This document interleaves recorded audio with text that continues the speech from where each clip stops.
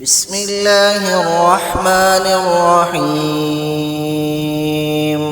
سبح اسم ربك الأعلى الذي خلق فسوى والذي قدر فهدى والذي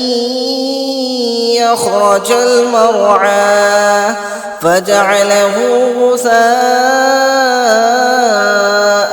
أحوى سنقرئك فلا تنسى إلا ما شاء الله إنه يعلم الجهر وما يخفى ونيسرك لليسرى فذكر إن نفعت الذكرى سيذكر من يخشى ويتجنبها الأشقى الذي يصلى النار الكبرى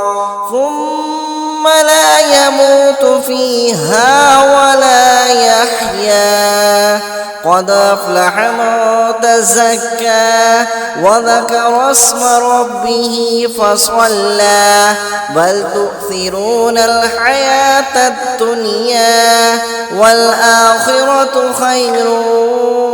وأبقى إن هذا لفي الصحف الأولى صحف إبراهيم وموسى.